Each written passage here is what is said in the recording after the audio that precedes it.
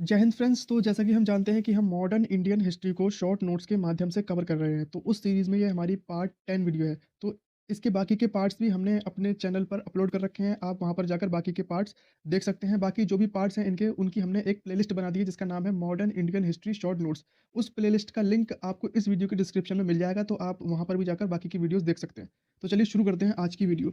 सबसे पहले हम बात करेंगे कैबिनेट मिशन योजना 1946। कैबिनेट मिशन योजना 1946 आगमन कब हुआ इसका? 24 मार्च 1946 को दिल्ली में।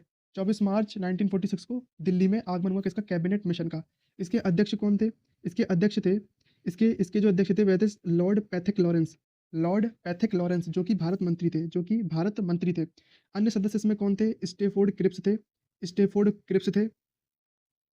स्टेफोर्ड क्रिप्स और एवी अलेक्जेंडर जो कि नौसेना मंत्री थे। नौसेना मंत्री थे। प्रमुख प्रस्ताव और सुझाव क्या थे? जो कैबिनेट मिशन आया था ये क्यों आया था? इसके क्या-क्या सुझाव थे इसके? तो त्रिस्तरीय शासन व्यवस्था, पाकिस्तान की मांग को ठुकरा दिया गया, संविधान सभा का गठन प्रांतीय विधानसभाओं तथा देशी रियासतों के प्रतिनिधियों द्वारा, इंटरिम सरकार का गठन का सुझाव, जिसमें मुस्लिम लीग भी शामिल हुई थी। तो जो क्रिप्स मिशन आया था, जो सॉरी कैबिनेट मिशन आया था 1946 में, कैबिनेट मिशन 1946 में, इसने पाकिस्तान के गठन की मांग को ठुकरा दिया था। ठीक है? और अंतरिम सरकार के गठन का सुझाव दिया था जिसमें मुस्लिम लीग शामिल थी। पाकिस्तान की मांग को तो ठुकरा दिया था, लेकिन जो अंतिम सरकार थी का जिसका गठन का सुझाव दिया गया था उसमें मुस्लिम लीग को शामिल किया गया था। आगे देखते हैं। अब है इसमें कांग्रेस और अन्य महत्वपूर्ण तथ्य। कांग्रेस के बारे में इसमें कुछ दिया हुआ है। गांधी जी कैबिनेट मिशन योजना से पूर्णतः सहमत थे। जो कैबिनेट मिशन जो योजना थी उससे गांधी जी पूरी तरीके से सहमत थे।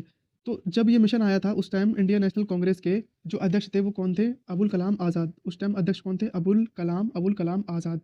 ए ओ ह्यूम कभी भी कांग्रेस अधिवेशन के अध्यक्ष नहीं रहे।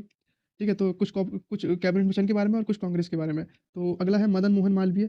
अब इसमें कांग्रेस अधिवेशन के बारे में थोड़ी जानकारी दी हुई है।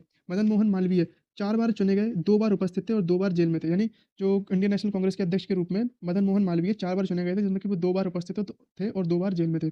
सर्वाधिक बार अध्यक्ष कौन बने थे? जवाहरलाल नेहरू 3 बार। सर्वाधिक बार अध्यक्ष कौन बने थे? जवाहरलाल नेहरू 3 बार। और मोरारजी देसाई भी सॉरी सॉरी दादा भाई नौरोजी भी 3 बार बने थे। ठीक है? बाल गंगाधर तिलक कभी भी कांग्रेस के अध्यक्ष नहीं रहे थे।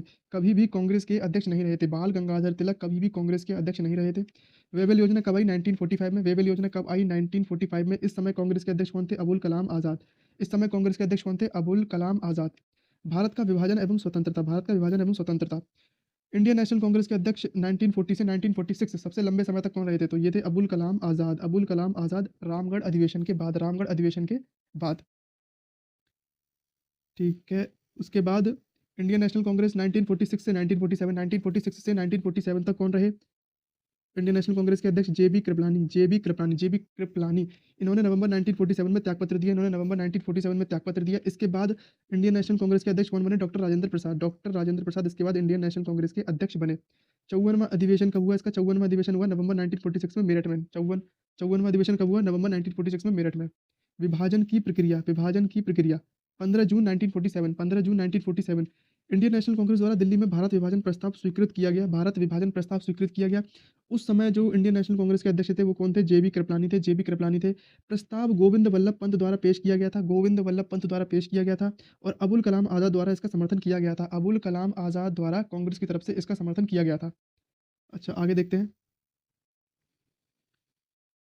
कैबिनेट मिशन योजना अव्यावहारिक, यानी कि इसमें यह है कि अगर कैबिनेट जो मिशन योजना है अगर वह अव्यावहारिक हो गई, यानी कि वो काम नहीं करी, तो एक गुप्त प्लान बनाया गया था, बाल्कन प्लान, डीकन प्लान नहीं है, बाल्कन प्लान के नाम से गुप्त प्लान बनाया गया था। इसके तहत ये था कि अगर कैबिनेट मिशन योजना पे लोग राजी नहीं हुए, क्योंकि जिन्ना अपने अलग अड़े हुए थे, कांग्रेस अपनी अलग अड़ी हुई थी, जवाहरलाल नेहरू अपने अलग अड़े हुए थे, तो एक तरीके से जो अंग्रेजों में फ्रस्ट्रेशन था कि अगर ऐसा नहीं हुआ, अगर ये लोग नहीं माने, इस सब चीज़ में शामिल नहीं हुए, संविधान सभा बनाने में शामिल नहीं हुए, तो हम एक गुप्त प्लान जो बाल्कन प्लान लेके चले थे उसमें ये था कि सभी देशी रियासतों को आज़ाद कर दिया जाएगा, सब अपने अपने आज़ाद हो जाएंगे।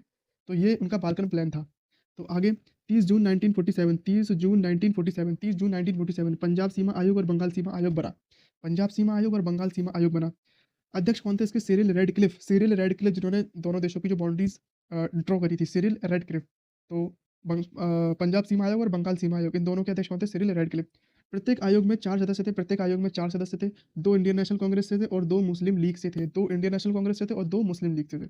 तो आज की वीडियो में इतना ही। अगर आपको ये सीरीज़ पसंद आ रही हो तो आप इस वीडियो को लाइक करें और अगर आप इसके बाकी के जो पार्ट्स देखना चाहते हैं तो उसकी हमने जो प्लेलिस्ट बनाई हुई है उसका लिंक इस वीडियो के डिस्क्रिप्शन में, तो आप वहाँ पर जाकर देख सकते हैं। बाकी हम जो भी इसका पढ़ाते हैं इसको एमसीक्यूज़ फॉर्म में भी हम अपने चैनल पर शॉर्ट के माध्यम से अपलोड करते हैं। तो आप हमारे चैनल के शॉर्ट सेक्शन में जाकर वहाँ पर इनके एमसीक्यूज़ भी लगा सकते हैं।